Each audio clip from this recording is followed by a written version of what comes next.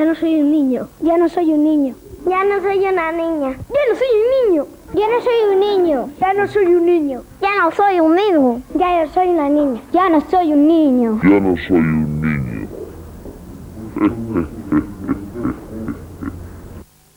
Hola, ¿qué tal?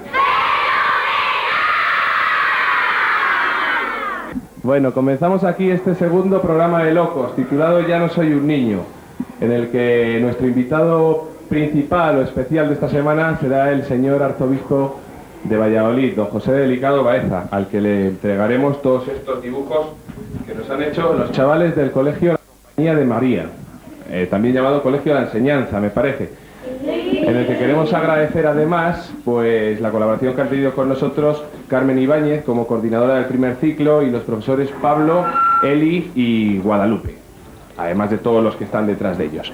Pero vamos a empezar por el principio y antes de irnos a leer así una vez, yo lo que me pregunto es, ¿qué será eso de un gato hidráulico? Un gato disecado. Un gato bañándose. Un gato ahogando. Un gato que se cae en una piscina. Un gato pidiendo ayuda. No tengo ni idea. Un gato que se tira por un rascacielos. Yo qué sé, un gato que se tira por una taza del bate. Un gato hidráulico puede servir para hacer masajes.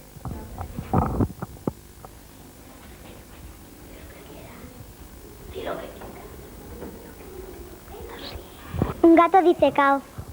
Un gato bañándose. Para cocinar. Un gato disecado. Un gato de barro. Y comenzamos ya este programa con el cuento que nos lo van a contar estos chicos de primero. ¿Cómo te llamas? Inés. Laura. Miguel. Álvaro. Pues con Laura, Inés, Miguel y Álvaro, comenzamos este Érase una vez, cuando quieras. Os vamos a contar el cuento del muñeco de nieve. Un día el pueblo de Robledo amaneció cubierto de un manto de nieve y seguía nevando. Blancos copos de nieve caían sobre los tejados. Las casas, las calles y los jardines estaban cubiertos de nieve. Amaneció y los niños se asomaron a las ventanas y salieron corriendo a la calle y empezaron a tirarse bolas de nieve. Y de repente apareció el abuelo de Blanca y les dijo: ¿queréis hacer un muñeco de nieve? Sí, claro, estupendo. Primero hicieron un montón de nieve alto como una torre. Después pusieron una gran bola por cabeza. Luego le pusieron 2 botones por ojos y una zanahoria por nariz. Luego lo abrigaron con una bufanda y un gorrito de lana. Los niños estaban contentísimos. El muñeco había quedado precioso, pero ya se hizo de noche y los niños se fueron a casa. El muñeco quedó solo, muy solo.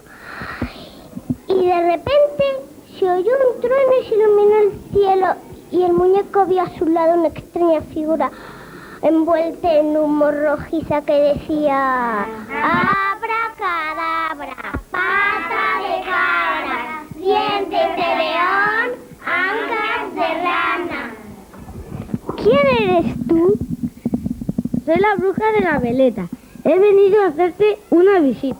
Gracias, la verdad es que me han dejado aquí muy solo y... No me gusta nada el gorro que llevas. Te presto el mío. Así están los... Gracias. Y también te falta la escoba. Te presto la mía.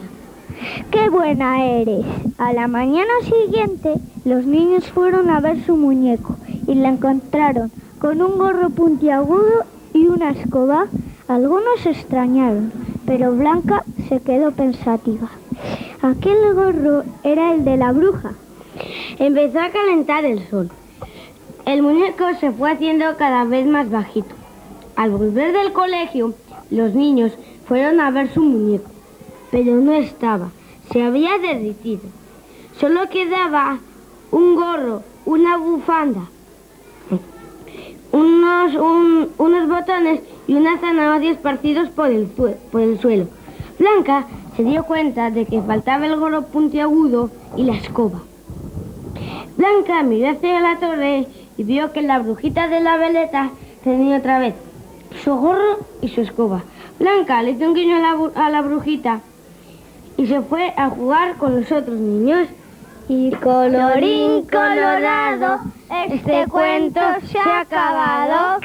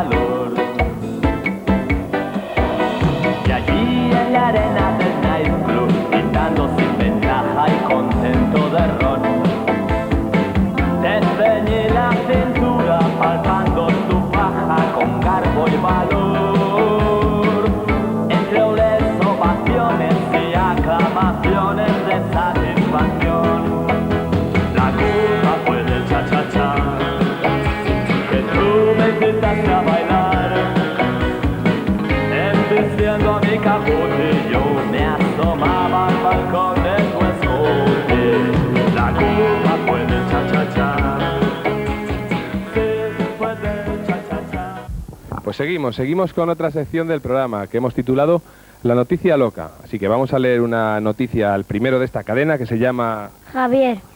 Y Javier se encargará de pasársela a sus compañeros, ¿de acuerdo? Bueno, pues Javier, vamos a ver, yo te voy a decir esto al oído, pon el oído. Los mineros del Bierzo vuelcan 450 toneladas de carbón en las carreteras. Te la repito. Los mineros del Bierzo vuelcan 450 toneladas de carbón en las carreteras. Los mineros del Güelfo muestran 450 miembros del Güelfo. Los mineros de la Huelva muestran 450 de hierro a la Huelva. Los huerferos de Huelva mandan 460 a Huelva. Los pasajeros de Huelva mandan 460 a Huelva. Los pasajeros del Huelva van corriendo a 460 a Manda. Los pasajeros de la Correal Manda van corriendo a Manda 400 por hora. A Manda. Los coches de Barcelona van corriendo a 400 por hora por la autopista. Los coches de Barcelona van corriendo a 400 por hora por la autopista. Los coches de Barcelona van corriendo a 400 kilómetros por hora por la autopista. Los coches van corriendo a 400 kilómetros. Los coches van corriendo a 550 por zona por la autopista. A ver, Rodrigo, dínoslo en alto a todos mirando la cámara, lo que te ha llegado. Los coches van corriendo a 500 kilómetros hora por la autopista. Pues muy bien, le vamos a dar todos un fuerte aplauso, ¿de acuerdo?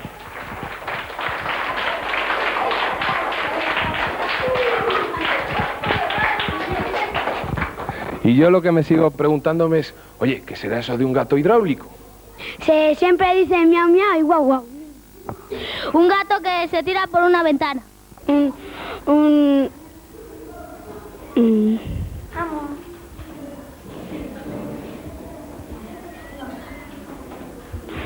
Yo qué sé. No tengo ni idea. Sirve para levantar el coche. Un gato borracho. Para cocinar. Blanco, azul y marrón. Un aparato para arreglar el coche. Muy bien. Pues nos vamos ya a la sección más importante del programa. Nos vamos a llevarle las preguntas de todos estos niños al señor arzobispo, don José Delicado Baeza, en esta sección que se llama... ¿Cómo se llama? ¡Son inocentes! ¿Cómo? ¿Que igual no lo ha entendido nadie?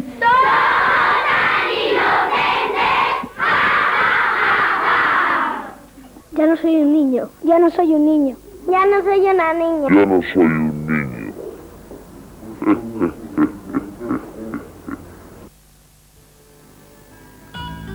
Bodega Los Tarantos, Boecillo.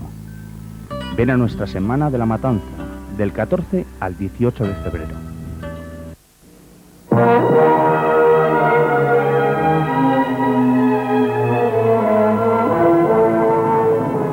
Melania vive con su familia y con Ricardo, su primo y novio. Su padre, Andrés Emilio, vive amargado por haber dilapidado su fortuna. No quiero que le falte absolutamente nada a mi papá. Y no quiero otra botella de whisky o de ron o de alcohol o de lo que sea en este cuarto, ¿está claro? Ambos ponen su esperanza en un litigio por unos terrenos con Diego Armando, un rico abogado casado con Bárbara. ¡Quiero que te vayas de aquí! ¡No! No te creas que es muy fácil deshacerte de mí. Tú eres abogado y lo sabes muy bien. Para deshacerte de mí, vas a tener que darme la mitad de todo lo que tienes. Y ahora déjame dormir, que estoy muerta de sueño. ¡Suéltame! ¡No!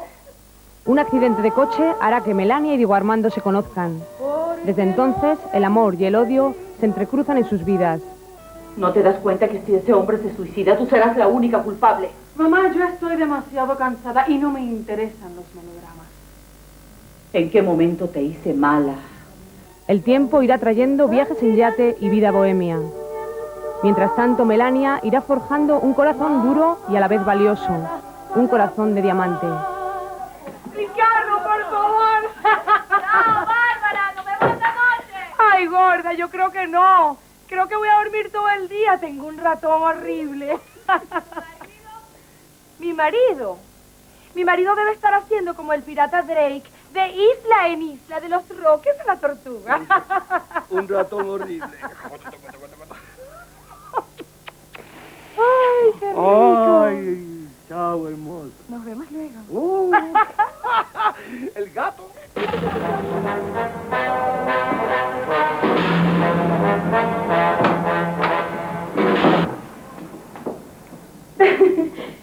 ¿Y tu viaje? Lo pospuse. Me quedé para protagonizar esta película mexicana que es tu vida y la mía. ¿Ah, sí? ¿Y quién se supone que soy yo? ¿La Tongolele o María Félix? No. Algo más sencillo y más vulgar. Una prostituta. Corazón de Diamante es una telenovela inspirada en la obra de Emil Zola, Teresa Raquin, y se emite de lunes a viernes a las 6:30. Y respiro junto a ti. Podría morir en tus ausencias. Podría morir. Ya no soy un niño. Ya no soy un niño. Ya no soy una niña. Ya no soy un niño.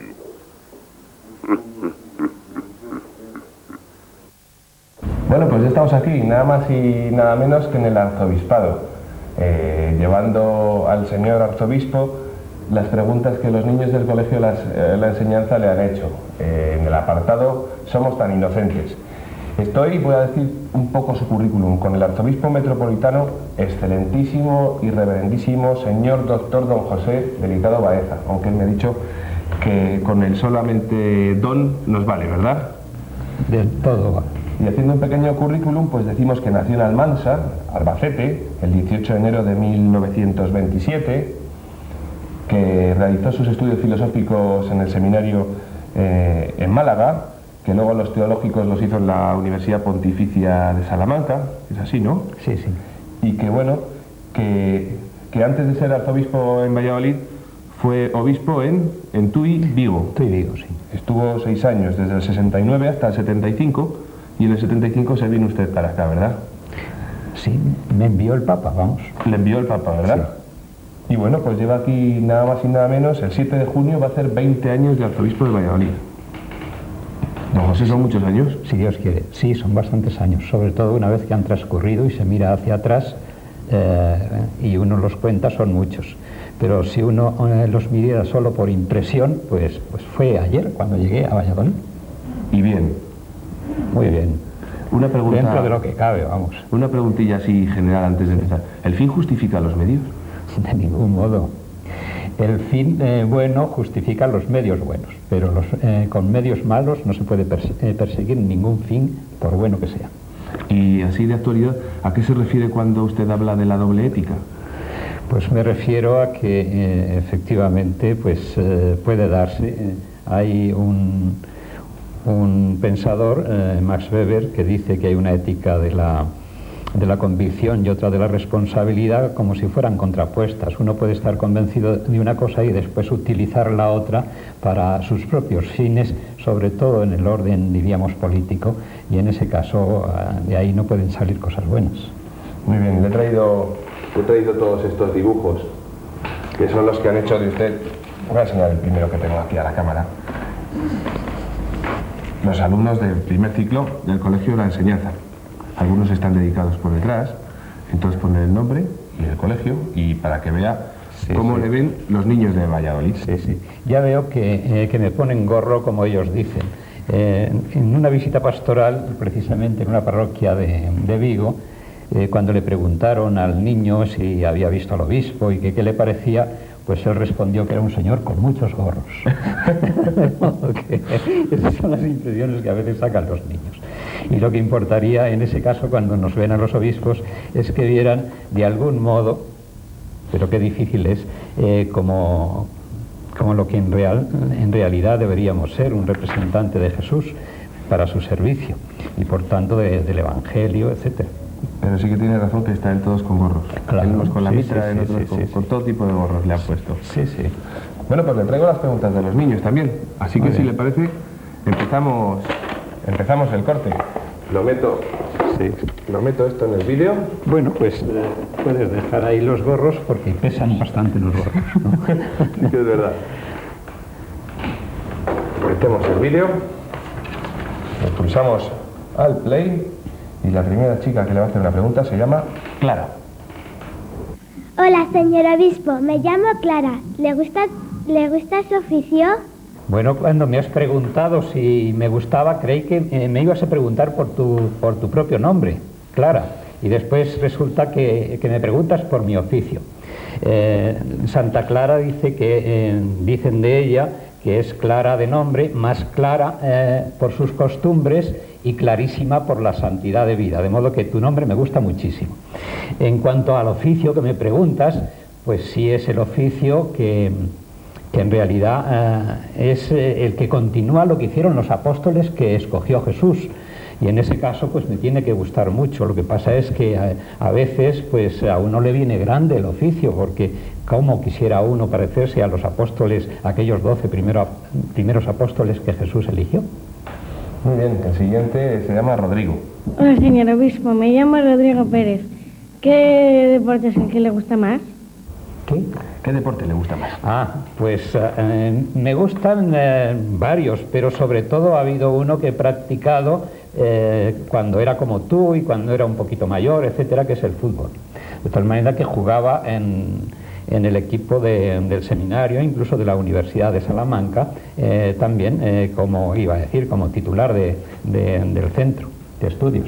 El fútbol me gusta mucho y sobre todo me gusta que el Valladolid quede bien, de tal manera que le sigo los pasos en esta temporada. ¿De qué jugaba usted? Pues unas veces me ponían de medio y otras veces también de delantero. ¿De delantero centro? Sí. Muy bien. Nos ha dicho que es aficionado al Valladolid, entonces. Soy aficionado al Valladolid en el sentido en que me gusta que el Valladolid no solo no descienda, sino que quede con mucha dignidad. No podemos aspirar a los primeros puestos, pero efectivamente pues los partidos los sigo justamente por ese motivo, para que, en fin, no pierda más puntos de los que ya ha perdido. Ajá. Aquí tiene con nosotros a Irene. Hola, señora obispo, me llamo Irene. ¿Le es fácil coordinar todos los movimientos que existen en las parroquias de todas las diócesis? No es fácil porque se trata de unificar intenciones, proyectos, deseos, corazones, etc. Pero sí, cada vez se comprende mejor que debemos colaborar conjuntamente unos y otros. Y para eso tenemos en marcha lo que estamos llamando en este cuarto centenario de la diócesis la Asamblea Diocesana, en que trabajan bastantes grupos con esa intención, para ver si conseguimos que nuestra diócesis sea cada vez más una iglesia comunión o comunidad de miembros muy unidos, pero también para lo que tiene que ser la iglesia, para el servicio del mundo, para la evangelización, con la misión de servir a los hombres. Muy bien. Sara le pregunta por su tiempo libre. Hola, señor obispo, me llamo Sara Pérez. ¿A qué dedica su tiempo libre?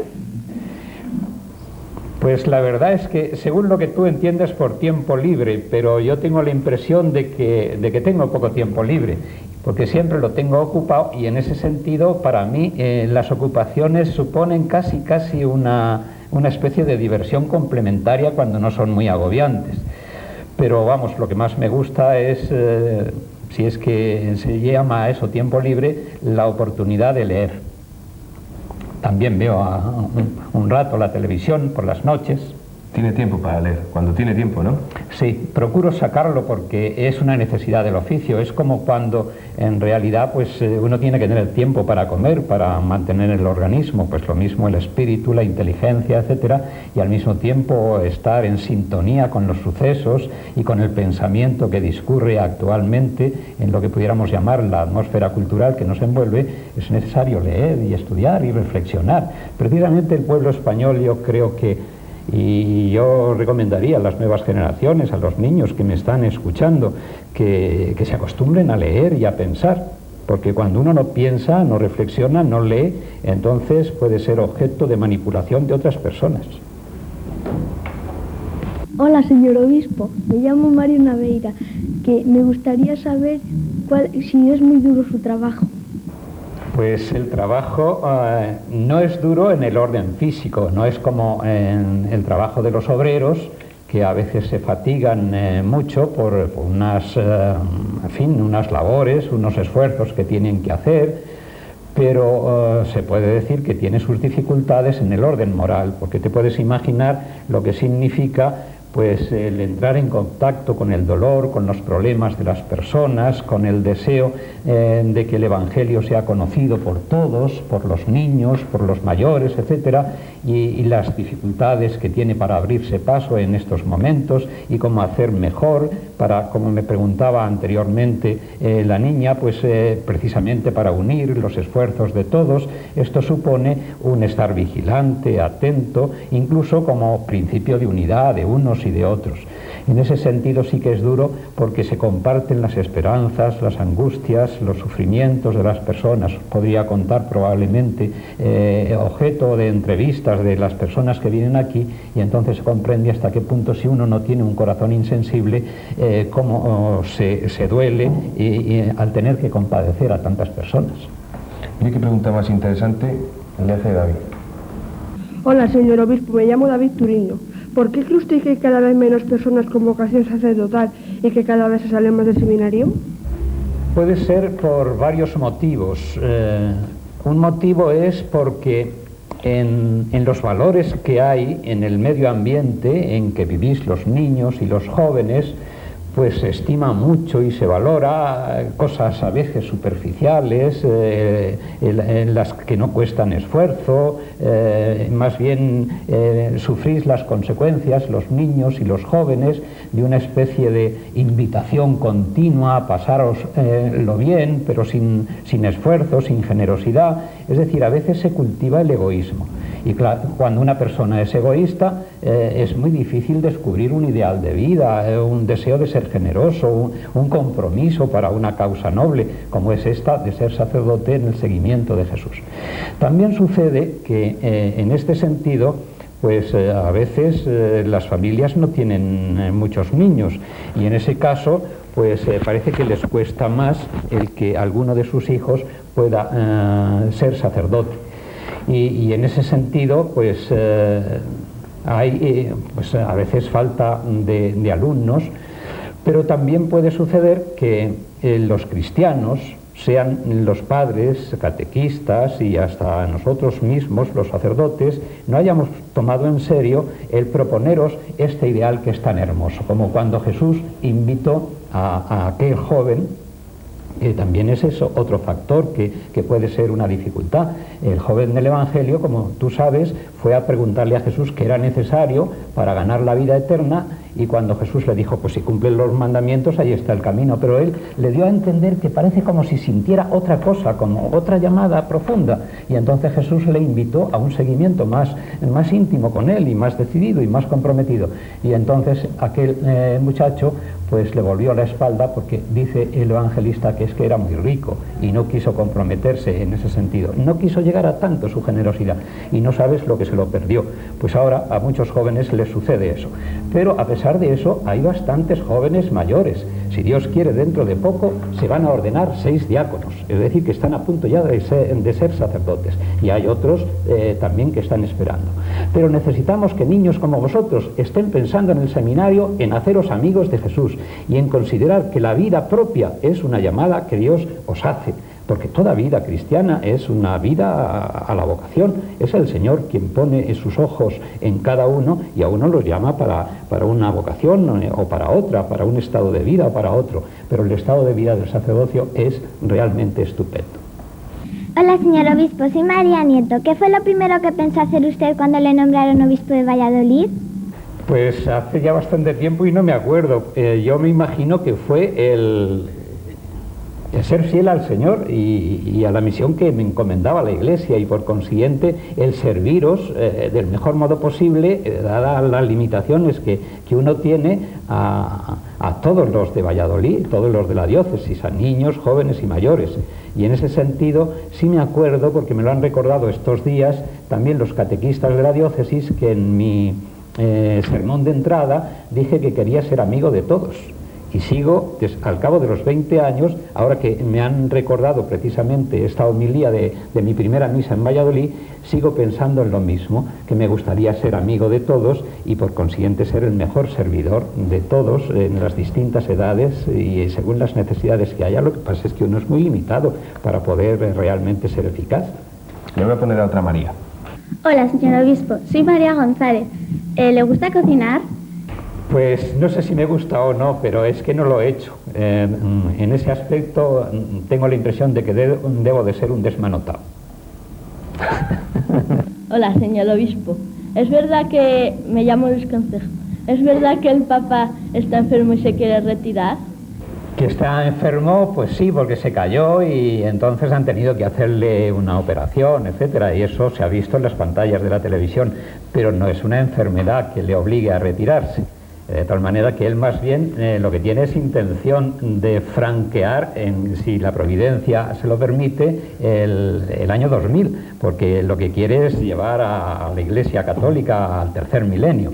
Desde ese punto de vista, ahora se ha probado en este viaje que verdaderamente es agotador, de tantos miles de kilómetros, y al mismo tiempo actividades tan intensas al Extremo Oriente, con aquella multitudinaria reunión que tuvo con 4 millones, la mayor parte de ellos eran los jóvenes, hasta qué punto su salud respondía, y hasta su estado eufórico, su alegría, porque el bastón que antes necesitaba para apoyarse por la caída aquella que tuvo, pues resulta que él lo manejaba dándole vueltas, como lo visteis en la televisión, como si fuera, qué sé yo, el mismo Charlot, que lo hacía con esa gracia especial delante de los jóvenes, participando en esa fiesta tan inmensa que ellos le organizaron. De tal manera que no, él no tiene, que yo sepa, ánimo de retirarse, y al mismo tiempo su salud está respondiendo dentro de los años que tiene, claro está. No es como cuando esquiaba y nadaba y practicaba el deporte, porque ha sido un gran deportista. pero que su salud está respondiendo a los grandes desafíos del mundo, porque tiene la solicitud de todas las iglesias, la preocupación por todos, etcétera, y lo hace con una fortaleza y un estado de ánimo que verdaderamente es ejemplar, eso es indudable y está a la vista. Don José, ¿qué significa eso de la infalibilidad del Papa? La infalibilidad del Papa significa que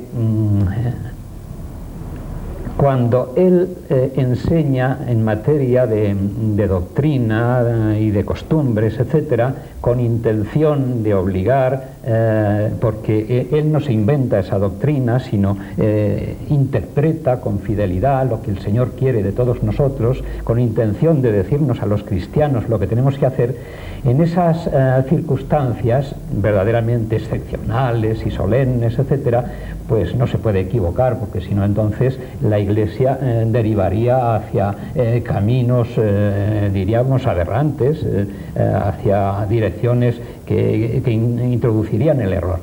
Pero son en contadísimas ocasiones. Eso significa la infalibilidad. La capacidad que tiene el Papa de conducirnos siempre como buen pastor a verdadera comida, a alimentos sanos, a todos los fieles del Señor, a toda la Iglesia. Ajá. Tengo aquí a Isabel.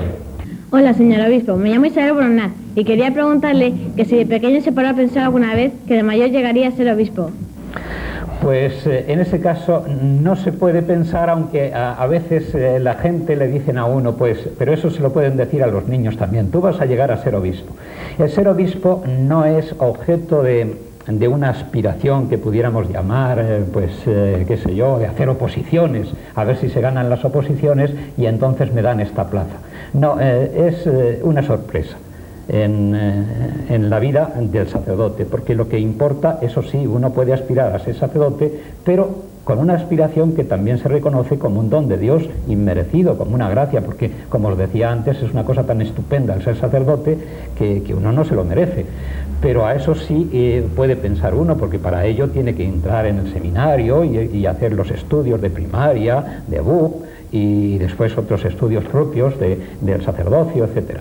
Pero después para obispo no hay estudios propios, ni oposiciones, ni nada de eso, sino que es el Papa el que piensa que tal sacerdote, cuando hay una necesidad en una diócesis que no tiene obispo, pues le dice, ¿quieres ser obispo para esta diócesis, realizar este gran ministerio que es el de sucesión de los apóstoles?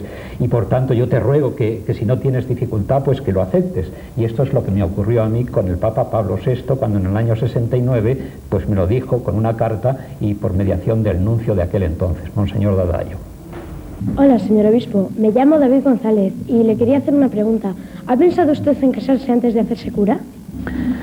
Pues cuando uno es joven, porque yo entré en el seminario a los 17 años, después de haber terminado el bachillerato.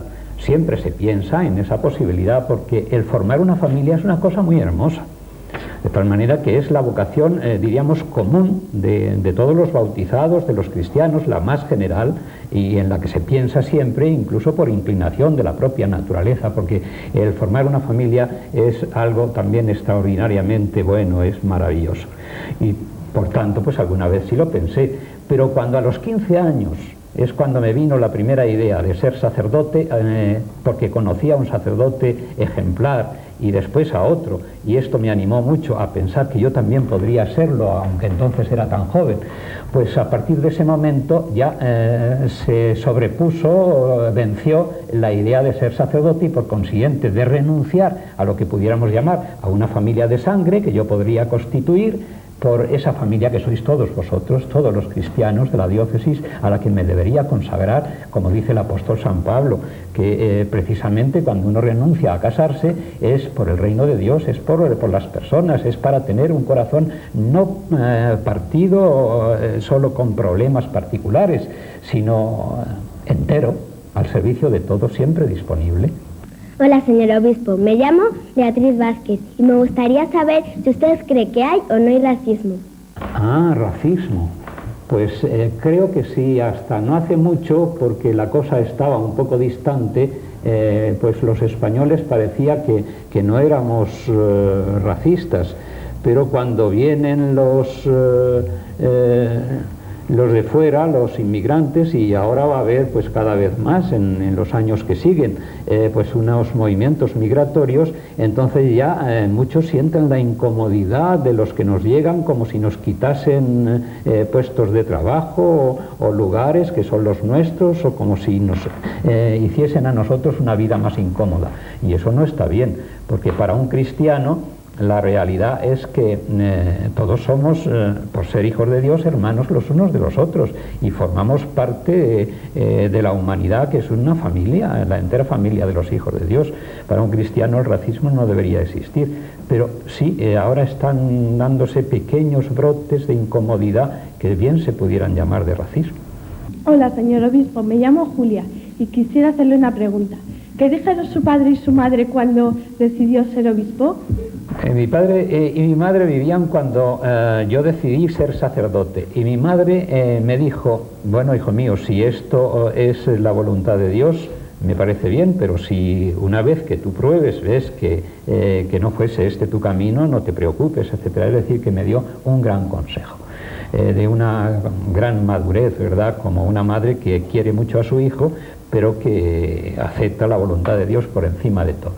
Después ella murió en el año 64, y como a mí me hicieron obispo en el año 69, pues ella no tuvo, iba a decir, esa alegría o esa preocupación de que a su hijo lo hicieran obispo. Pero después mi padre sí, siguió viviendo y me acompañó durante todos estos años, incluso no solo a la primera diócesis de Tui Vigo, sino aquí a Valladolid hasta el año 82, en que también el Señor lo llamó a él para que fuese a la casa del Padre, donde nos esperan todos los que mueren, y el Señor los llama, porque nosotros como cristianos tenemos la esperanza de que nos encontraremos juntos con Jesús y con nuestros seres queridos en la casa del Padre, es decir, en el cielo. Hola, señor obispo, me llamo Laura y me gustaría saber por qué las mujeres no podemos ser curas. Por una sencilla razón, y es que Jesús, que estimaba y quería mucho a las mujeres, y al mismo tiempo para él no había distinción entre hombres y mujeres, incluso en una sociedad en que hacía esa especie de, este año lo podríamos recordar, que es el año de la tolerancia, de distinción y de separación y casi de menosprecio con la mujer, respecto de la mujer. En cambio Jesús no, se juntaba con ellas, permitía que lo siguieran, les encargaba ciertas misiones, hasta tal punto que sabemos por los evangelios que las mujeres fueron discípulas de Jesús, y algunas pues fueron las primeras que recibieron sus apariciones de resucitado, como nos cuenta el evangelio. Pero cuando trató de formar el colegio apostólico de los primeros, llamémoslos obispos, de los 12 apóstoles, pues a estos les encargó esa misión sacerdotal. Y a estos, desde entonces, en estos 20 siglos de existencia del cristianismo, pues siempre se ha conferido o se ha dado el sacerdocio a varones, a los hombres. Y por eso la Iglesia cree que ella no tiene capacidad de alterar esto que se ha recibido del Señor, esta costumbre evangélica y apostólica. Pero eso no significa que la mujer deba tener un papel menos importante, porque el sacerdocio no es una cuestión de poder en la Iglesia, como ocurre a veces en la sociedad, con los grupos políticos, etcétera, que buscan los determinados puestos de influencia, etcétera. Y lo que sí sabemos es que en el momento presente, pues la mujer está desempeñando un papel muy grande en la Iglesia y en la sociedad, y cada vez está llamada a hacerlo mejor y con mayor influencia. En la Iglesia misma, en misiones, pues fijaos, estos días pasados en Ruanda han sido las mujeres las que nos han dado a los hombres sopas con onda en su valentía, en su fortaleza, en su capacidad de sacrificio, de entregar su vida, etcétera, según los testimonios que han aparecido en la televisión. Y en todas partes, pues ellas son catequistas, atienden a los enfermos, incluso dan la comunión también, atienden a las comunidades, predican y realizan cantidad de ministerios y de servicios. Pero el sacerdocio propiamente, que es un ministerio en colaboración con los apóstoles, es propio de hombres, en el sentido de que fue Jesucristo el que estableció este cauce, estas bases, y desde entonces ha sido una costumbre o una tradición inalterada en el seno de la Iglesia Católica. Hola, señor obispo, me llamo Manuel Díez. ¿Qué significado tiene llevar un gorro, un bastón y un anillo? Bueno, son insignias del obispo, unas más o menos importantes, pero por ejemplo, pues el anillo, que es el que ves que os estoy mostrando, que precisamente es de los padres del Concilio Vaticano II. Yo entonces no era obispo todavía, pero lo era el obispo que me ordenó a mí, mi primer obispo en la diócesis de Albacete, y cuando a mí me hicieron obispo, él me lo regaló. Bueno, pues el anillo significa, como entre los esposos, que en realidad pues llevan el anillo de un compromiso de fidelidad para siempre, y el compromiso que tiene el obispo pues es el de la fidelidad con su propia diócesis, es decir, con el pueblo de Dios, con la Iglesia a la que él tiene que servir. Es un compromiso de entrega y de trabajo y de permanente disponibilidad. Es un compromiso de verdadera alianza. Y el bastón, pues es aquello que dijo Jesús: yo soy el buen pastor conoce a sus ovejas, el buen pastor da su vida a sus ovejas, se preocupa de aquellas que no pertenecen todavía al redil, y entonces va por ellas para que todos vivan juntos, etc. Bueno, pues el signo pastoral del sucesor de los apóstoles, a semejanza de Jesucristo, buen pastor. Te aconsejo que leas el capítulo 10 del Evangelio de San Juan, que lo explica perfectamente Jesús. Y la cosa de los gorros, etcétera, pues tienen otras explicaciones que pudiéramos llamar más secundarias. Hola, señor obispo, me llamo Álvaro Vacas. ¿Sale alguna vez a hacer la compra? No he hecho la compra en ese sentido. Alguna vez me he comprado algunas cosas de utilidad personal, pero de suyo, pues no. Son otras personas, porque yo estoy aquí en la residencia del obispado, pero a nosotros nos dan la comida de la casa sacerdotal, de tal manera que la comida de los sacerdotes son la misma que sirven al obispo, y en ese sentido pues son las religiosas que atienden a los sacerdotes que hay aquí en la casa sacerdotal. Hola, señor obispo, me llamo Ricardo Landínez. Le quería preguntar, ¿hay animales en el cielo? Pues no lo sé. Ahora todavía no, ciertamente. Pero lo que podemos pensar es que, según la Sagrada Escritura, pues el cielo es una cosa hermosísima, según la palabra del Señor. De tal manera que podríamos decir que no es solo que, en fin, la felicidad, la alegría de las almas, de los espíritus, sino que es una felicidad completa del ser humano, el espíritu, el alma y el cuerpo. Y el cuerpo pues va a tener las cualidades que el cuerpo de Jesús resucitado, de tal manera que vamos a participar de la resurrección de Jesús. De modo que el ser humano en toda su integridad, completo. Pero no es solo el individuo, el cielo, el que va a estar allí solitario, ¿verdad?, tocando el arpa, como algunos piensan, sino que es con los demás. De tal manera que la felicidad del cielo es una felicidad familiar, comunitaria, social. Esto lo dice San Pablo en la Sagrada Escritura. Pero no solo eso, sino que efectivamente, como somos seres, espíritus encarnados, es decir, de cuerpo y alma, pues se habla de los nuevos cielos y la nueva tierra. ¿Cómo serán esos nuevos cielos y esa nueva tierra que nos cuenta el Nuevo Testamento? Pues con todas las cosas que efectivamente necesitemos nosotros y que sean satisfactorias. Con animales, sin animales. Bueno, pues yo no me atrevo a decirte tanto, porque eso más bien es adelantar con la imaginación lo que Jesús no nos ha revelado. Pero todo lo que tú necesites para tu completa felicidad, también en el orden material, ten la seguridad de que lo poseerás ahí. Hola, señor obispo, me llamo Elisa Fernández. ¿Se jubilan los obispos? ¿Con cuántos años? Pues sí, a los 75 años. No es que sea obligatorio, pero hay una recomendación que nos hace la Iglesia desde el Concilio Vaticano II y con el derecho canónico, que nos dice que, en fin, que presentemos ya la renuncia al ejercicio de este ministerio episcopal al frente de una diócesis, lo cual no quiere decir que uno no preste estos servicios de otra manera, sin estas responsabilidades, diríamos, activas de estar al frente de una iglesia. Y aunque no es estrictamente obligatorio esto, pero los obispos lo tomamos tan en serio que todos, al llegar el momento del cumpleaños, del 75 años, ponen en manos del Papa a disposición el cargo de estar al frente de la diócesis. Bueno, José, hacemos una pausa y volvemos enseguida.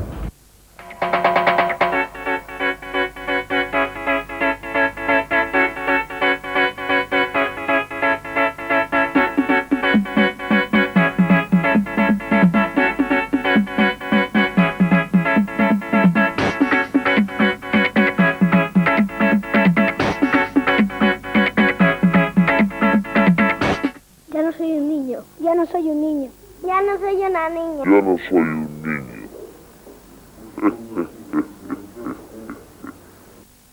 Bueno, pues seguimos aquí, grabando Ya no soy un niño desde el arzobispado, con don José Delicado Baeza. Don José, ¿qué le parece esto hasta ahora? Bueno, que los niños son encantadores, ¿eh? No en vano dijo Jesús, como no sabéis como niños, no entraréis en el reino de los cielos. Hola, señor obispo, me llamo Irene Sánchez. ¿Por qué la Iglesia Católica no acepta el divorcio? Pues no es un capricho suyo, sino porque lo dijo Jesús. Y eso es en bien vuestro, en bien de los niños.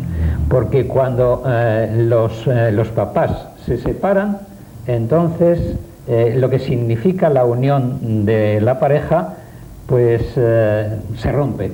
Y los que sufrís las consecuencias a veces sois los niños. A este propósito recuerdo los sufrimientos de un niño de 10 u 11 años que me telefoneó, que vino por aquí, que hasta logró traer a su papá, porque él estaba temiendo que su papá, que estaba mucho tiempo ya fuera de casa, se fuera del todo. Y era un sufrimiento tan grande que él tenía, que en realidad yo no sé qué le ha sucedido después. A mí me preocupó mucho porque le cobré mucho cariño y al mismo tiempo me interesé por ese caso.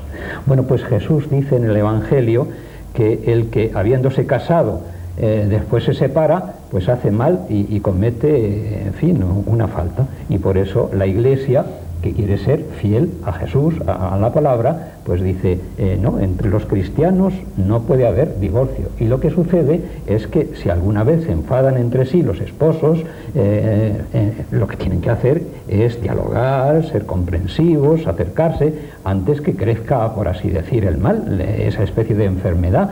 Porque al principio las enfermedades son pequeñitas y si no se las cuida, pues se agrandan y podrían ser de algún modo muy graves. Bueno, pues desde el principio hay que poner remedio en el amor, en la comprensión y en el diálogo. Y la Iglesia nos dice que los esposos, si os habéis comprometido, es de una vez para siempre. Hola, señor obispo, me llamo Daniel Prieto. ¿Qué significa el Espíritu Santo? Pues el Espíritu Santo, como tú bien sabes, que te lo habrán explicado en clase o en la catequesis de la parroquia, es la tercera persona de la Santísima Trinidad. Pero claro, si te digo esto, pues probablemente no lo entiendes del todo. Te lo diré con unas palabras del mismo Jesús. Jesús les dice a los apóstoles, os conviene que yo me vaya. Y ellos debieron hacer un gesto de sorpresa tan grande como diciendo, pero ¿cómo nos va a convenir que tú te vayas? Y Jesús les insistió, sí, os conviene que yo me vaya, porque si yo no me voy, no os enviaré el Espíritu Santo. Entonces ellos comprendieron que debería de ser muy importante el Espíritu Santo para que lo bien que lo pasaban con Jesús y las esperanzas que tenían en su persona, etcétera, pues que fuera mejor que él se marchase para que pudiera venir el Espíritu Santo. Y Jesús da la razón. Es que el Espíritu Santo os conducirá a la verdad completa. Será la fuerza que recibáis, os recordará todo lo que yo os he dicho. Con el Espíritu Santo vosotros podréis ser mis testigos. Con el Espíritu Santo, dice San Pablo, pues podréis vencer vuestro propio egoísmo. El amor de Dios ha sido derramado en nuestros corazones por el Espíritu Santo que se nos ha dado. El Espíritu Santo es muy importante, como veis. Hola, señor obispo, me llamo Noemí Martínez. ¿Es malo el obispo vasco? Pues de ningún modo. Es un obispo que procura cumplir con su deber en las circunstancias de la diócesis en que se encuentra. Lo que pasa es que con frecuencia alteran mucho y lo modifican y lo sacan de su contexto, del cuadro en que él dice las cosas, las palabras que él dice para la reconciliación, para el amor, para la comprensión de unos y otros. Por ejemplo, recientemente pues se ha dicho que cuando él celebraba la misa de Ordóñez, la última víctima de la ETA, pues que cuando él fue a dar la comunión, que no hubo nadie que fuera a tomar la comunión de sus manos. Bueno, pues eso no es verdad, eso es falso. Porque estuvieron tomando la comunión con él, etcétera, prácticamente hasta el final, hasta que no quedó nadie para comulgar. De modo que las cosas a veces se deforman y entonces se forma una idea de las personas que ya se les pone una etiqueta que después es muy difícil alterarla. Es un obispo sumamente inteligente y bien intencionado, lo que pasa es que vive en aquella región, en esas circunstancias sumamente difíciles. ¿Qué más quisiera él que poder servir y ser efectivo en la reconciliación de unos y otros? Hola, señor obispo, me llamo Wanda Marcos. ¿Usted qué piensa de los que no creen en Dios? Pues que tienen una gran carencia, esto es lo que pienso, y me da mucha lástima y bien quisiera ayudarles, etcétera. Es como otras personas que no tienen un bien que uno estima mucho. Para mí el creer en Dios es el valor más importante de mi vida. Y entonces fíjate lo que pienso de aquellos que no creen en Él. Pues tengo la impresión de que están muy solos, de que en realidad pues tienen una gran dificultad en la vida, pero no les echo las culpas, ¿verdad? Sino que rezo por ellos y quisiera que tuvieran esto que tenemos los demás creyentes. En ese sentido, pues,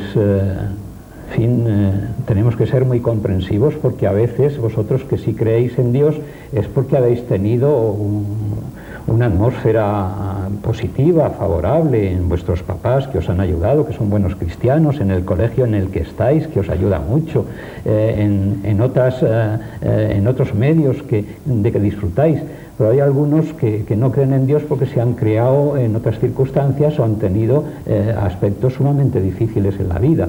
Tenemos que ser muy comprensivos unos con otros, y en realidad lo que debemos desear es que los bienes que uno considera que son muy importantes de uno mismo, el procurar compartirlos con los demás. Yo pienso que deberían tener esto, y se lo deseo, porque les deseo el que sean muy felices y les deseo pues todo lo mejor. Fíjese lo que le va a preguntar ahora Diego.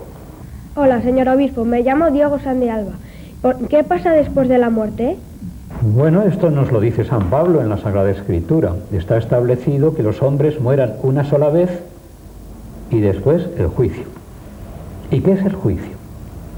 Pues el juicio es que el hombre ha vivido en este mundo, el ser humano, pues haciendo lo que le parecía que debería hacer, o lo que le gustaba, lo que quería, pero no siempre puede ser que haya obrado bien. Y en ese momento, o después de la muerte, pues llega el momento de la verdad. De tal manera que es el Señor el que en realidad pues nos ayuda a descubrirnos lo que hemos sido, lo que hemos hecho y cómo nos hemos portado. Y por eso Jesús mismo, te recomiendo que leas el capítulo 25 de San Mateo. Dice en este capítulo 25 de San Mateo que a unos les dirá en ese momento, bien, tú te has portado muy bien, tú eres dichoso, bienaventurado, porque me has dado de comer cuando estaba hambriento, me has dado de beber cuando estaba sediento, o me has vestido cuando necesitaba ropa, cuando estaba desnudo, o me has visitado en la cárcel. Pues entra al gozo de tu Señor. Pero si yo no me acuerdo de haber hecho esto nunca contigo, cuando lo hicisteis con uno de estos pequeños que estaban necesitados, lo hacíais conmigo. Qué sorpresa se llevarán algunos, precisamente porque su vida la han empleado en el bien del prójimo, en el servicio a los demás, en el perdón, en la comprensión, en el trabajo, al servicio del bien común, etcétera.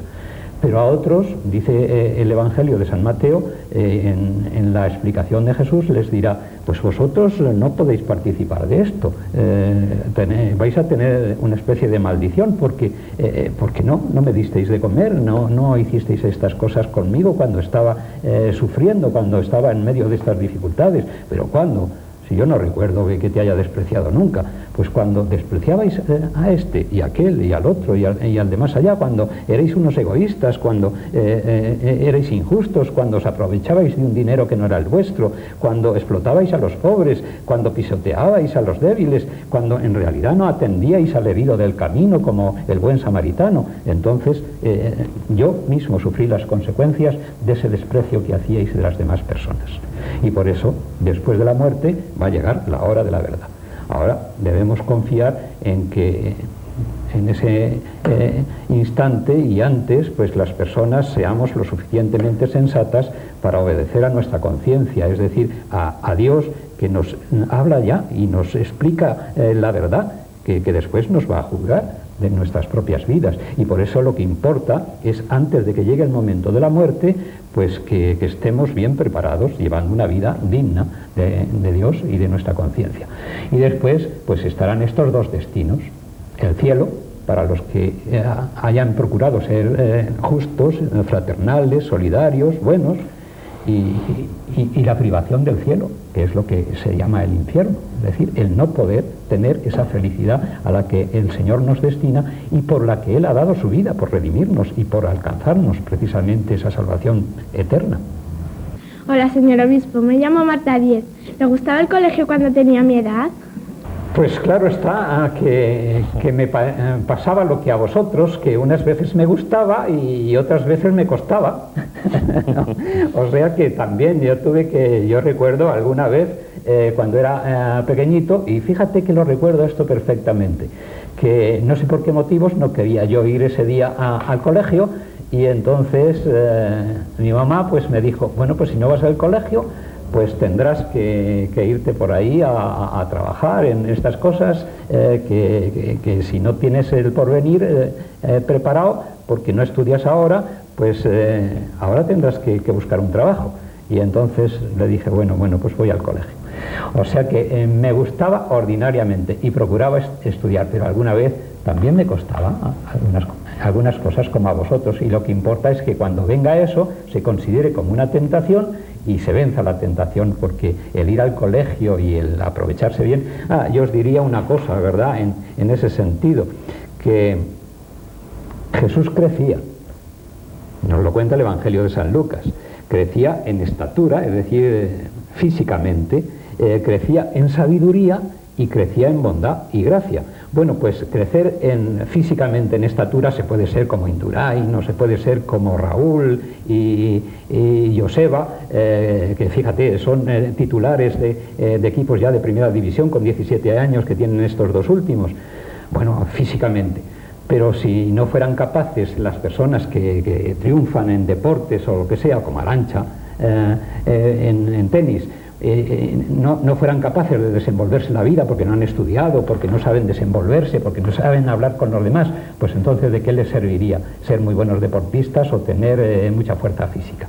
Pero si fuera una persona que tuviese títulos universitarios y fuesen premio Nobel, etcétera, pero uno dice, qué persona esta, no hay quien trate con ella, uno no se puede fiar, es una mala persona. ¿De qué serviría el tener todos esos títulos si el corazón no es bueno?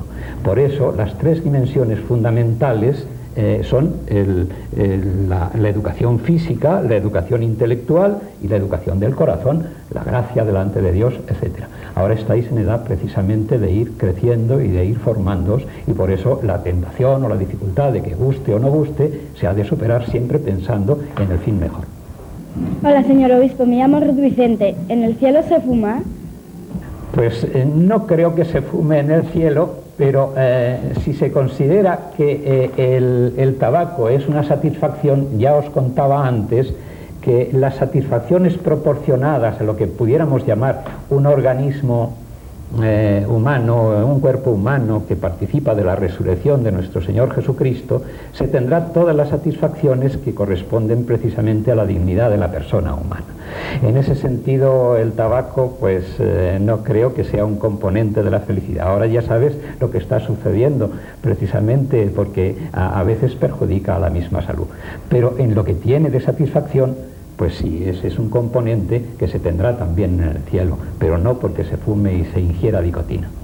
Hola, señor obispo. Me llamo Irene Antolín. ¿Qué es el Opus? El Opus es una institución de la Iglesia Católica en que los cristianos que tienen esa vocación pues responden a la llamada del Señor, y entonces en esta organización, en esta institución, reciben los auxilios para ser mejores cristianos, servir más a la Iglesia y servir mejor a la sociedad. Hola, señor obispo. Me llamo Cristina Conde y quería preguntarle cuál es su mandamiento preferido. El mandamiento preferido es el mandamiento del amor, el mandamiento nuevo que dice Jesús en el Evangelio de San Juan. Es el que reúne todos los demás. En esto conocerán que sois mis discípulos, dice él, si os amáis los unos a los otros como yo os he amado. Hola, señor obispo, me llamo Carolina Ruiz y le quería preguntar que qué opina usted sobre la gente que no se confiesa y comulga. Pues que ellos se lo pierden. Si no tienen fe, claro está, no tienen por qué hacerlo. Es más, yo a alguno que no tenía fe le he recomendado que no puede comulgar. Pero teniendo fe y sabiendo que Jesús es como un enfermo, ¿qué opinarías tú de un enfermo que puede curarse y que no quiere curarse? O que quiere alimentarse y no quiere ir a un banquete que va a haber manjares excelentes. Pues lo mismo, es el confesarse es el curar la enfermedad, y la comunión es nada menos que alimentarse con la fuerza, con la alegría, con el gozo de la presencia de Jesús. O sea que en realidad se lo pierden ellos si son creyentes. Hola, señor obispo, me llamo Elena Núñez y le quería preguntar, ¿por qué los curas no se pueden casar? Los curas no se pueden casar porque ya el apóstol San Pablo dijo que el que se casa pues tiene las preocupaciones de su esposa, de sus hijos, que en realidad es el centro de su vida con la profesión. Pero el que no se casa, pues entonces puede estar más disponible para todos, para esa familia, diríamos, universal, que son todos son todas las personas, porque en ese caso diríase que entonces, ¿por qué llaman a los sacerdotes padre? Pues les llaman o nos llaman padre porque consideran que hay una especie de paternidad especial en el sacerdote. El apóstol San Pablo dice: yo os he engendrado hoy por la palabra de Dios, por el Evangelio. Hay una suerte de paternidad que se amplía precisamente cuando el corazón está abierto, y en ese sentido el no casarse no es una prohibición, sino una condición para una mayor paternidad, para una mayor fecundidad en el espíritu espiritual. Vamos a hacer un descansito y enseguida volvemos de nuevo con don José Delicado Baeza. Hasta ahora. Ya no soy un niño. Ya no soy un niño. Ya no soy una niña. Ya no soy un niño.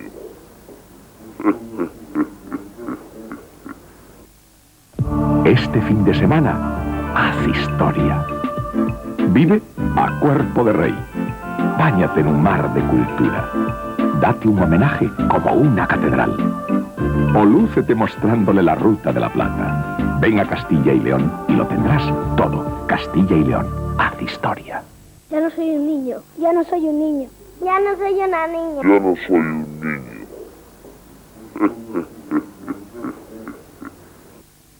Bueno, pues seguimos aquí, el programa Ya no soy un niño. El invitado, que es el señor don José Delicado Baeza, arzobispo de Valladolid, y los niños de Valladolid que les siguen haciendo preguntas. Y aquí seguimos con Cristina. Hola, señor obispo, me llamo Cristina. ¿En su vida qué es la cosa que más le ha sorprendido? Sorprender, pues no sabría decirte ahora, pero lo que más me maravilla, lo que me llena de alegría, etcétera, es... Esta mañana lo estaba pensando, porque ya sabes que los cristianos tenemos que comunicarnos con el Señor y darle gracias, etcétera.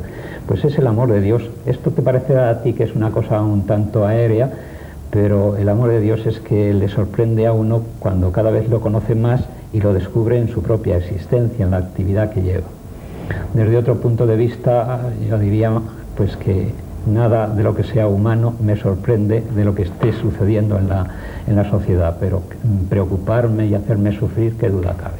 Ahora mismo, por ejemplo, pues lo que está sucediendo entre el Perú y el Ecuador, lo de Chechenia, todo esto pues me llena de inquietud. La situación que padecemos en España también, como me gustaría que se llegara a una cierta calma y que todos nos pusiéramos juntos a trabajar por el bien del pueblo. Me sorprende dolorosamente que a veces los jóvenes no conozcan a Jesús y no quieran ser amigos suyos, y me duele mucho que sucedan estas cosas. Pero en fin, tengo una gran esperanza de que las personas no somos malos, y cuando alguna vez oigas decir es que hay tanta gente mala, más bien hay gente que carece de conocimientos, de formación, de circunstancias favorables, que si hubieran tenido otra situación mejor, pues ellos serían mejores. En este sentido, pues a veces el hombre, el ser humano en su comportamiento parece que nos debería sorprender, pero cuando uno carece de muchas cosas y de formación, la formación que deberíamos tener, pues no extraña ya nada cualquier comportamiento verdaderamente, diríamos, doloroso que pueda darse. Hola, señor obispo, me llamo Beatriz. ¿Me podría decir cómo es el infierno? No es fácil describir cómo es el infierno. Tú me preguntas el cómo es el infierno. Yo lo único que te podría decir con la palabra de Jesús, con la revelación del Nuevo Testamento, es que existe el infierno de verdad y que hay posibilidades de ir al infierno. ¿Pero en qué consiste el infierno? Pues yo más bien te lo definiría desde el punto de vista siguiente, como el haber perdido la oportunidad para ir al cielo.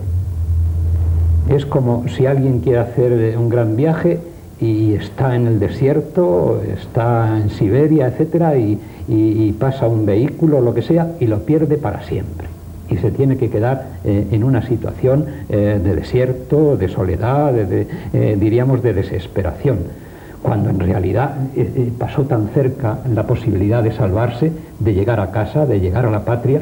Bueno, pues para nosotros la patria, la casa del Padre, es sencillamente el cielo, el estar con Jesús, como os he dicho antes, el estar con Dios, el verle tal como es, el participar de su alegría, el participar de la resurrección de Jesús, el estar como hermanos unos con otros, el que sea para nosotros una nueva creación, unos nuevos cielos y una nueva tierra, pero en realidad pues el perderse eso para siempre, esto propiamente es el infierno.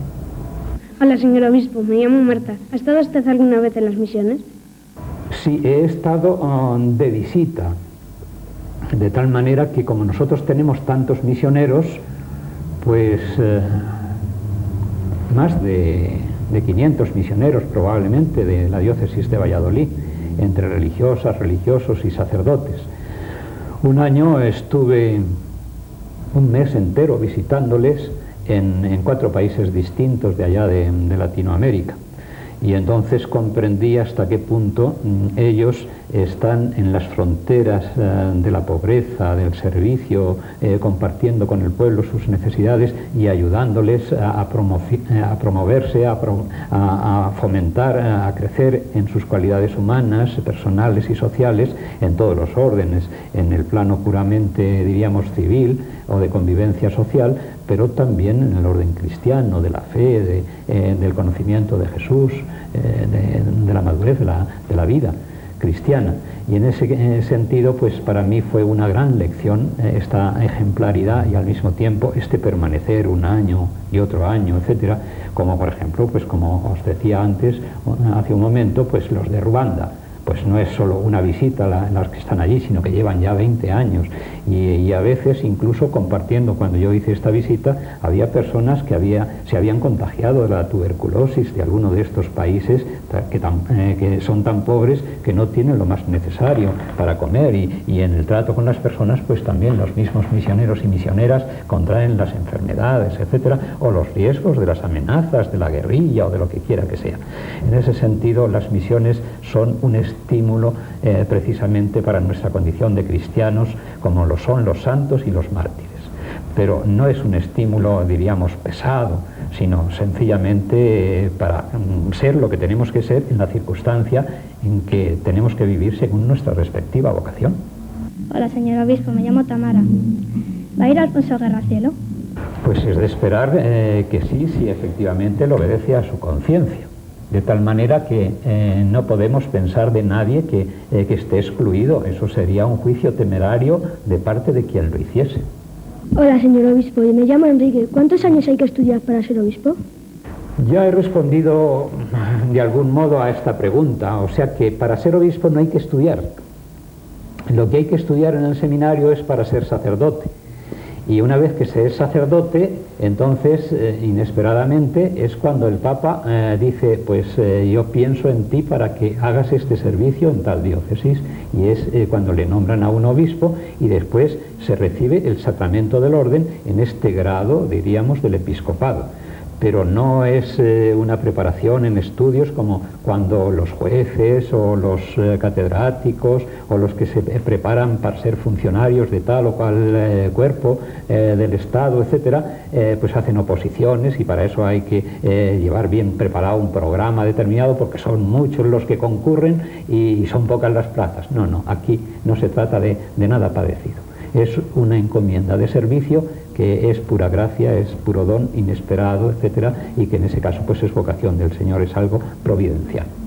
Don José, ¿los sacramentos son indisolubles? Hay sacramentos que efectivamente permanecen para siempre en su ser, como por ejemplo el bautismo. El que se ha bautizado lo es de una vez para siempre. Algunos que, en fin, son ganados por alguna secta, pues dicen, pues bórrenme del libro de los bautismos. No, una vez que está uno bautizado, está bautizado de una vez para siempre, porque imprime eso que han llamado los santos padres el carácter indeleble. La confirmación también es otro sacramento que permanece para siempre, imprime carácter. Y el sacramento del orden también imprime carácter. Los demás sacramentos, pues resulta que son lo que llaman los teólogos reiterables, es decir, que se pueden recibir varias veces y que conviene recibirlos, algunos con frecuencia, como por ejemplo la Eucaristía. Si la Eucaristía es el alimento del alma, el alimento espiritual, pues de un modo análogo al alimento material hay que recibirlo con frecuencia para mantener en forma nuestro organismo espiritual. Y el sacramento de la penitencia, si es un sacramento de curación, pues hay que recibirlo cuando uno necesita pues, reforzar sus fuerzas, purificarse de sus pecados o sencillamente curarse de una enfermedad grave. Y en ese caso hay que recibirlo también ocasionalmente. El que el orden sacerdotal sea un sacramento de los que imprimen carácter significa que una persona es sacerdote para siempre, aunque deje de serlo. Aunque deje de ejercer, porque dejar de ser sacerdote no se deja de ser nunca. De tal manera que el carácter es como un cristiano que ha perdido la fe y se ha pasado a una secta y que lo que sea, bueno, pues no deja de ser eso que fue a recibir el bautismo. Y el sacerdote lo mismo. El sacerdote es sacerdote y si ha descubierto que no tenía vocación y pide esa dispensa al Papa, etcétera, y se le concede, o si él ha echado por la calle del medio, como aquel que dice, y no quiere saber nada con el ejercicio de su ministerio, no por eso deja de ser sacerdote. ¿Esto quiere decir que todavía podemos ver al señor don Javier Arzallus, al padre Arzallus, administrando algún sacramento? No creo que a él se le ocurra, y si se le ocurriera tendría que reunir unas condiciones muy serias para ser readmitido después por la Iglesia para eso, ¿no?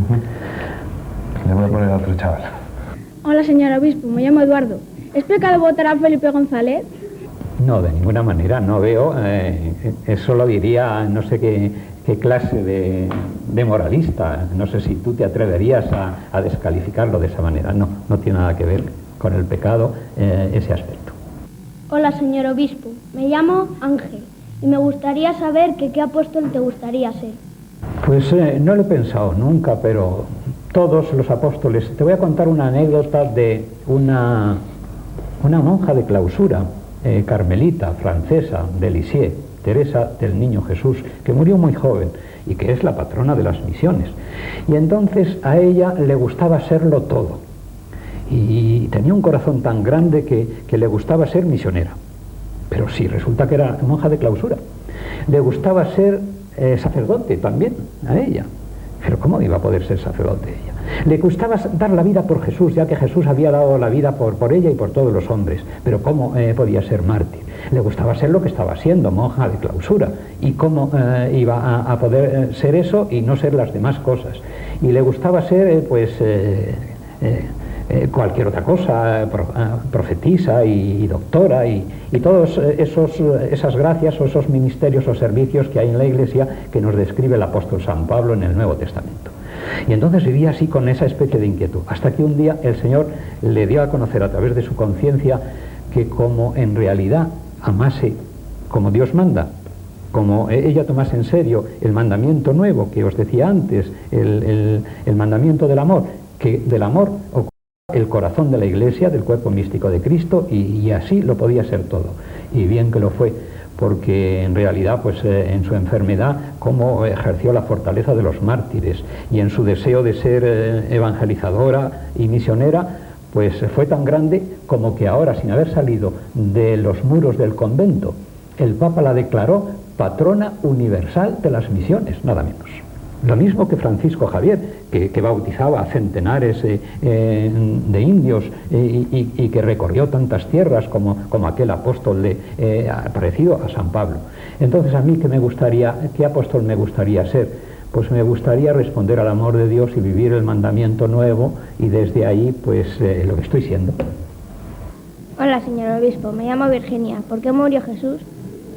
Pues Jesús murió porque nos quería mucho y nos sigue queriendo mucho, es decir, por amor. Él mismo lo dijo. Nadie ama más al amigo que el que entrega la vida por el amigo. Y entregó su vida por nosotros. Pero murió también porque los hombres a veces nos ofuscamos y vamos en busca de nuestros intereses. Y les molestaba a Jesús mucho a los hombres, porque a veces los justos, las personas honradas y buenas, molestan a quienes no lo son del todo o no quieren serlo.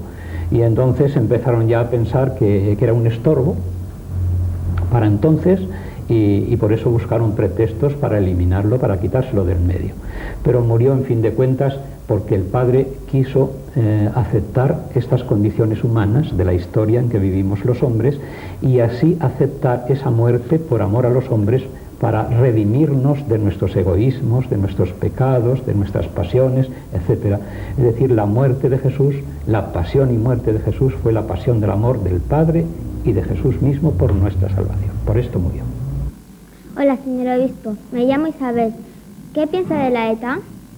Pienso que es una desgracia y un peligro para la paz en España y por consiguiente, pues como lo está siendo, para la vida de tantas personas inocentes. Una especie de locura de las personas que a veces tienen entre ceja y ceja no sé qué propósitos y echan por la calle del medio sin pensar en la importancia que tiene la vida de las personas, la paz y la justicia de la sociedad. Desde ese punto de vista pienso en ellos como Jesús pensaba también con las personas que se ofuscaban en su tiempo y que a veces les reprochaba las cosas con una, en fin, inesperada dureza, pero que también era compasivo en la medida en que estaba deseando que dejasen sus pecados, su camino de error, etcétera, para volver al camino de Dios, acogiéndose a la misericordia de Dios. Ojalá y se acogiesen a la misericordia de Dios y por consiguiente entrasen en este camino de la cordura, de la paz, etcétera, para el bien de todos. Don José, un católico que viva la fe cristiana, ¿puede estar a favor de la pena de muerte? De suyo la pena de muerte ha existido a lo largo de la historia por considerarse que en realidad hay un bien común en la sociedad y desde ese punto de vista que las autoridades supremas desde esa especie de dominio alto pues pueden proteger el bien de la sociedad contra sus agresores. Y en tiempos pasados se ha considerado que la pena de muerte era una especie de defensa de determinados valores superiores a la vida de quienes quebrantaban determinadas leyes o suponían un riesgo o un peligro para los demás. Pero cada vez más, en la medida en que avanza la cultura y se humanizan los criterios y los valores, que gracias a Dios esto está sucediendo también en la sociedad, pues se comprende que la pena de muerte es un sinsentido, aún con estas justificaciones que podrían darse. De tal manera que el cristiano cada vez está más a favor de la abolición de la pena de muerte, aun por estos motivos tan nobles como pueden ser la defensa de la misma sociedad. Hay otros procedimientos que obtienen mejor los resultados sin necesidad de recurrir a eso, que puede ser equívoco y hasta incluso puede dañar a un inocente. Alguna vez se ha condenado a pena capital a personas que fueron inocentes, pero que parecía que todos los síntomas iban en contra de ellos y después, con el paso de los años, se descubrió que no fueron ellos los responsables de aquel delito. Ya, le voy a poner otro chico que ya solo nos quedan 3. Hola, señor obispo, me llamo Marta. ¿Qué opina de los pobres que piden en las iglesias? Pues que merecen toda la compasión y comprensión, pero que efectivamente a veces las cosas pueden hacerlo por otros motivos. Y ciertamente lo que sucede es que cuando se han determinado por llevar ese género de vida es porque padecen muchas carencias. Buenos días, señor obispo. Me llamo Alejandro. ¿Le gusta leer TVOs? Me ha gustado leer antes que tenía tiempo, cuando era joven, etcétera, TVOs, porque siempre son con las viñetas, etcétera, las historietas, los grabados, etcétera, los cómics, pues son muy ilustrativos. Lo que pasa es que ahora, pues aunque me guste, que si me sigue gustando, pues no tengo tanto tiempo. Sin embargo, de vez en cuando le doy un vistazo a una revista que me envían puntualmente, que son Aguiluchos. Es una revista para niños de las misiones, y es muy interesante. Hola, señor obispo, me llamo Daniel. ¿Por qué hay gente que no quiere a los negros? Porque quizá no reflexiona demasiado, o sea que el color de la piel no tendría que ser motivo para el distanciamiento afectivo de nadie, si atendemos a lo que Jesús quiere de todos nosotros, que somos hermanos. Pero yo tendría que decir que, por ejemplo, en Albacete, donde yo estuve, incluso en un seminario, allí había algún seminarista negro, y nos hicimos muy amigos de uno que estudió allá, que actualmente pues ha llegado a ser obispo, de tal manera que es obispo allá en la Guinea, y en ese caso pues los negros, los de color, pues no tienen más que esa pigmentación de la piel con otras características precisamente raciales o lo que sea, pero como seres humanos, pues ya veis en los deportes como muchas veces aventajan a los blancos, y a veces también en los estudios y en tantas cosas. Aquí en Valladolid tengo que decir que ya hay un buen grupo de estudiantes universitarios de color, y que es necesario atenderlos porque a veces no se les considera oportunamente. Aquí me han venido varias veces algunos de ellos, y he procurado que se les atiendan, y se les está atendiendo en la medida de las posibilidades con la ayuda de los cristianos desde el servicio que realiza Cáritas y otras instituciones y personas. O sea que si hay alguien que no quiera a los negros, es que no se quiere debidamente a sí mismo, porque lo que Jesús nos dice a todos es que tenemos que amar al prójimo como a nosotros mismos. Pues muy bien, ya hemos vendido todo el pescado, don José, no nos quedan más niños, pero antes de despedir el programa me gustaría que usted se despidiera de los niños de Valladolid, y en particular de los niños que han hecho posible realizar este programa, los chavales del Colegio de la Compañía de María de Valladolid. Sí, cuánto me hubiera gustado estar con todos los que me hacen las preguntas, los que me las querían hacer, y los de otras aulas, de otros niveles, etcétera, del mismo colegio y de tantos colegios. Suelo ir a los colegios en las visitas pastorales, y es para mí una gozada estar con vosotros. Yo suelo decir que aquello que Jesús indicó cuando las personas mayores querían impedir que los niños se acercasen a él, él dijo: dejad que los niños se acerquen a mí. Y entonces, como los niños no pueden venir a mí, pues entonces voy yo a ellos, les digo yo a los niños. Pues en ese caso a mí me gustaría también ir a estos que no me han preguntado, estar con ellos para que me sigan preguntando, etcétera. Y les suelo decir al final a los niños mismos: bueno, pues hasta me gustaría estar con vuestros papás, probablemente voy a ver a alguno de los enfermos, pues vuestro abuelo, alguna persona mayor en esta visita pastoral. Pero como no puedo ir tampoco a todas las casas, vosotros vais a ser un poco los mensajeros que les transmitáis mis mejores deseos y les dais recuerdos míos. ¿Os vais a acordar? Les suelo decir: sí. ¿Y de quién les vais a dar recuerdos? Y me suelen decir: pues del arzobispo. Bueno, pues eso os digo. A los que habéis querido también participar, os abrazo con todo el cariño que puedo desde el corazón de Jesús, y al mismo tiempo os deseo lo mejor a vosotros, a vuestros familiares, a vuestros hermanos, a vuestros papás, a vuestros profesores, etcétera, y a todos los niños de Valladolid. Pues muchísimas gracias, don José, por estar con todos nosotros.